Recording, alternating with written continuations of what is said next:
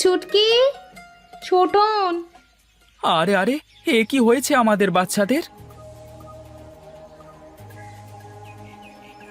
আরে আরে, কারোর তো জ্ঞান নেই। কি হলো হঠাৎ করে? তাড়াতাড়ি এদের হাসপাতালে নিয়ে যাওয়ার ব্যবস্থা করো। হ্যাঁ হ্যাঁ, আমি ছুটকিকে নিচ্ছি। আর কেউ ছোটনকে নিয়ে হাসপাতালে চলো চলো চলো। ডাক্তারবাবু, বাচ্চাদের এখন কি অবস্থা? হ্যাঁ, চিন্তা করবার কোনো কারণ নেই। বাচ্চারা এখন সুস্থ আছে, কিন্তু আপনারা কি বলতে পারেন বাচ্চারা শেষ কি খেয়েছিল? হ্যাঁ ডাক্তারবাবু, আমি তো গোপালের হোটেল থেকে বিরিয়ানি কিনে নিয়ে গিয়েছিলাম। বাচ্চারা সেই বিরিয়ানি খেয়েছে। ওই বিরিয়ানিতে অনেক সমস্যা আছে। বাচ্চারা যেন আর কখনো এই ধরনের কোনো খাবার না খায়।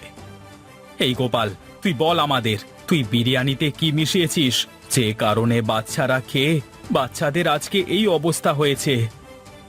আমার শিক্ষা হয়ে গেছে। আমি অতিরিক্ত লোভের আশায় লোকজনদের মরা মুরগি দিয়ে বিরিয়ানি করে খাইয়েছি।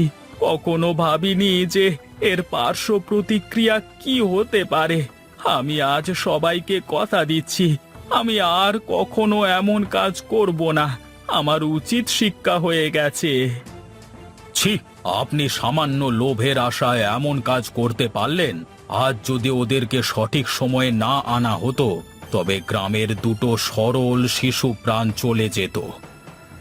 আমার আমার ভুল হয়ে গেছে ডাক্তারবাবু।